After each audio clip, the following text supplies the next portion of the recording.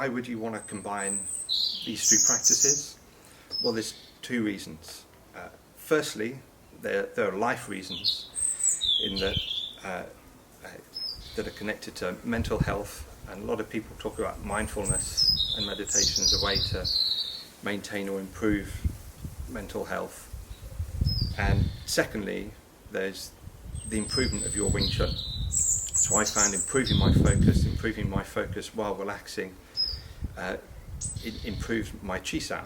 So even though I'm not practicing with contact, what I'm doing is I'm improving and deepening my focus. So when the arms are going fast and it's fast and furious, and if you're under pressure, I find it much easier to be the eye of the storm because of the focus. It also allows you to focus on what you can and you can't do. So there's no point in, if you have a fear of getting hit, well, you need to draw the focus away from that. You need to draw the focus onto what you can do about that. So that means you need to be focused on other, whatever you need to be focused on, whether it's position, footwork, keeping your elbows forwards, relaxation, looking for gaps, trying to read the opponent, read them through their arms, through their personality.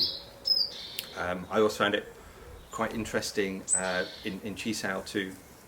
So when I link up with someone for the first time, obviously I do stuff like I feel for tension, I feel for any gaps that might be apparent, but I found it quite useful to give little bits of energy and not necessarily open it up fully, but just open it up just to see what they do.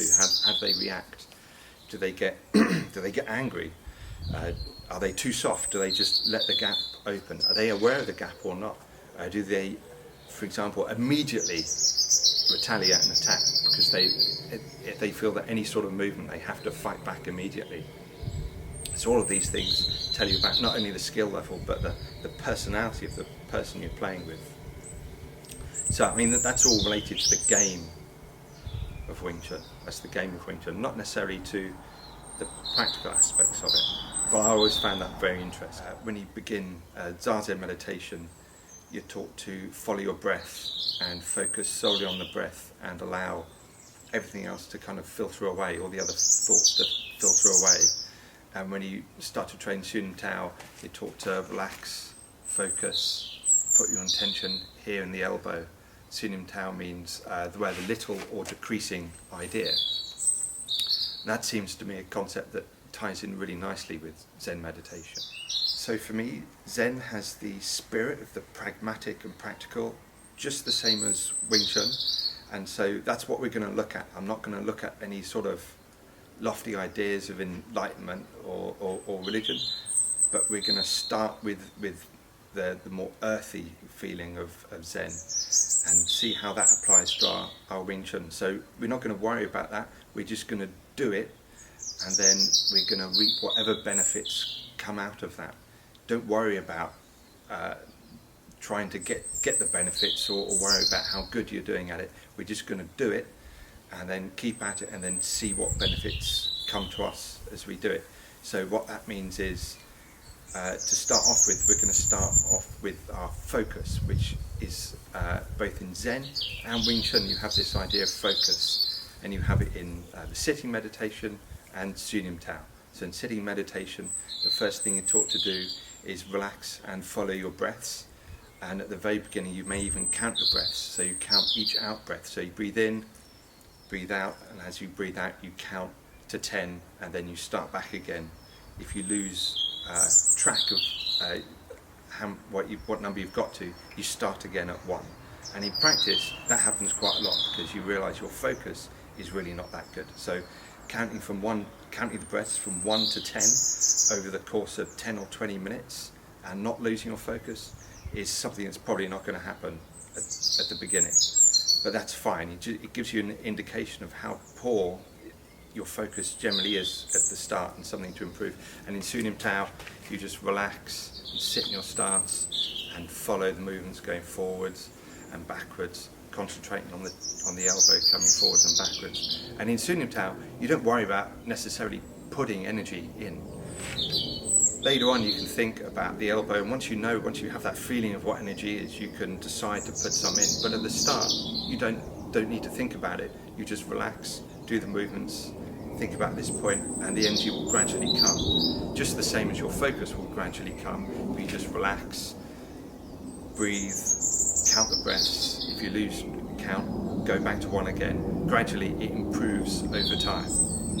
So the way I train Sunim Tao, and I have done for quite a number of years, well, there are many ways to do it. This is just one way to do it, is just to relax. And the first step is open your stance, and when you sit meditation, what you need to do is you need to find your center of gravity, and a lot of people will sway side to side, forward and backwards, gradually getting smaller and smaller in the amount they sway until they find their center.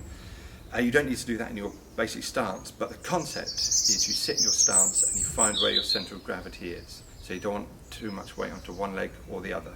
It's already there in Wing Chun that you need your stance upright and to be sitting and your center of gravity going directly downwards between your heels. So already, once you find that, you then relax. And the breath is just like in meditation, you put it down just past the dantian, and then it comes out through the mouth or the nose. So you can either breathe in through the mouth, you can either breathe in through the nose and out through the mouth, or you can breathe in and out through the nose. But the important thing is the breath comes down deep and your belly expands, not your chest. So if the chest is expanding, that's actually shallow breathing. What you want to do is relax, allow the breath to come down, and then out. So if we start a short guide as to how to do it, you open your stance, find your center of gravity. Bring your hands back, open the chest, and mark center. Basic punch, Hun Sao, always work at the wrist, never neglect this. And again. Now, from this point, I sit my stance, I relax, I allow my breath to become a little deeper, and when I'm ready, I have my left palm, make sure my left elbow's dropped, and I go forwards. Now at the start, I will concentrate on the elbow, because that's important to have that awareness of where it is. And as it goes forwards, this is too fast by the way, it should be much slower than this. It needs to be 20 minutes for the entire course of the first section. And I just focus, keep my attention here on the elbow. I feel its path all the way. So just the same as in meditation where you feel the whole journey of the breath, I feel it now from the elbow. So my focus is on the elbow and I feel its journey from start to finish. Now, as you're doing this, thoughts will creep in. Is this hand right? Is my stance right? And you start thinking about things in your mind. Your mind is trained to think. That's what its job is. So it's not going to stop doing that. It's like trying to tell your lungs to stop breathing. It's there to think. That's its job, and there's nothing wrong with that. But what we want to do is we just want to allow it to relax a little bit. So as thoughts come in, just let them in the front door and out the back door. The important thing is not to dwell on them or let a little chain of thoughts begin from one single thought. So of course the danger is that you start thinking, am I thinking too much? How do I stop the chain of thoughts, etc., etc. And the trick is to just let it come in and then go out and keep this focus here. So when something comes in, just relax, let it go back out. If you feel, for example, if you feel your stance has come up, drop it and then go back to the focus. There's no need to dwell on that thought. That's all you need to do. If the stance is too high, bring it back down. If going forwards with foot out and your elbow is out, then just bring it in and that's it. You don't need to think any more about it. And put your focus back to the elbow and sitting in your stance. There's no need to, because the upper body is straight and the dynamic tension in the muscles of the legs is supporting you in your stance, you don't need to think about that. You can just drop and sit and allow them to do their job while you focus on the elbow going backwards and forwards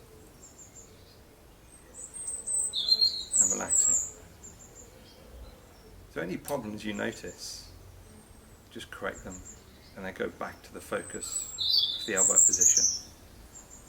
This is going to improve your focus and develop your gunglik or elbow energy. Now in terms of speed, I said 20 minutes minimum, but in practicing this way, what I tend to do is allow the body to move at its own speed, so I'm not thinking about the speed. When I began, I actually had a little stopwatch, and I had to, just to make sure that I did it for the full 20 minutes and I didn't rush it. But training this way, I just allow everything to move at its own speed. I don't worry about that. I just allow everything to move at whatever speed it wants to. Now if you've been training Sunim Tao for a while, then it will naturally be slow. So for me this feels a little fast to train. But whatever speed you want to move at is fine. You'll end up lasting roughly 15 to 25 minutes. As you train more, it may lengthen up to around 40 minutes, maybe 40, 45 minutes. And just keep the focus on the elbow and relax. I'd always advise doing this in front of a mirror when you're first starting. But once you're comfortable with it, and it's second nature, then disregard the mirror and close your eyes. Now the way I was taught to meditate was not to close my eyes, but to keep them half open so there's a small amount of light let in just at the bottom of the eyelid, which can be a little tricky at the start, but you can also train it with your eyes if you want as well. And once you've disregarded the mirror and you're getting quite confident in Sunim Tao, and your gunglik or elbow energy is developing, then you can move the focus away from the elbow and onto the breath, just as you would in meditation. So you feel the breath coming in and going out. Now once your breath starts to deepen naturally during Sunim Tao, don't feel you have to pull it down to the bottom, the abdomen. You can just allow it to fill naturally. So as the air goes out, the breath will naturally come in. So you're not forcing it. And then, rather than controlled breathing, it becomes following the breath. And once again, the speed will not be dictated by you, it'll just be a natural speed. You have to be quite confident in that your breath is coming down to your abdomen. And then if you want, you can also focus on the breath and the elbow.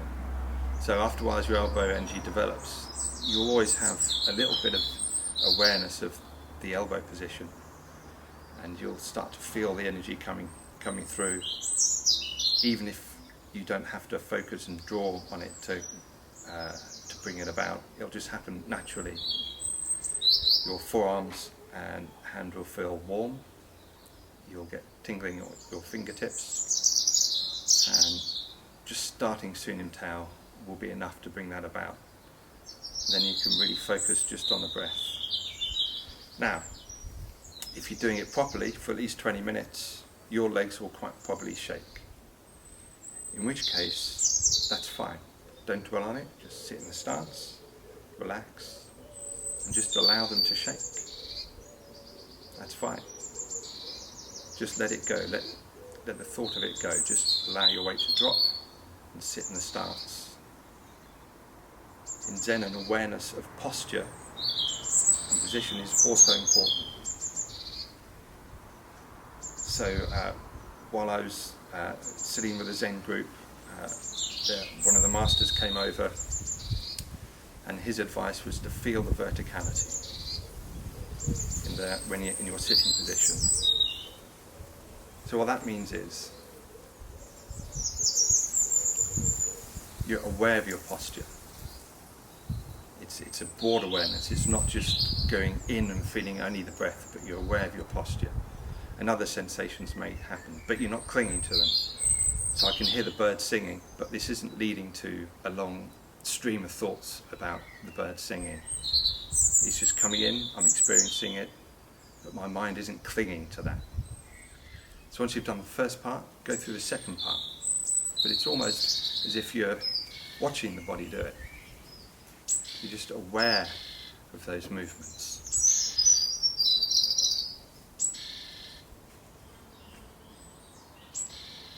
You can still keep your focus on the breath as your body does these movements all on its own. So once again, I wouldn't advise doing this if you're just learning Sunim Tao, because you're bound to build in mistakes. If you're not concentrating, if you're not focusing on the movements, mistakes will happen. But if you're experienced, you can absolutely train this way. Of course, there's the other way to train it, where you focus entirely on the movements.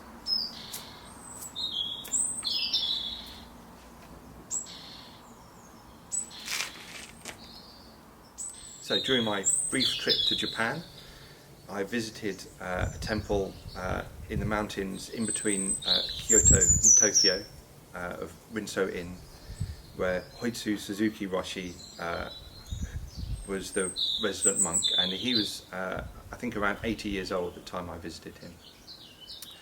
And over a breakfast discussion of Zen, he said to me that the mind is always working, it's always thinking, and it never gets any downtime.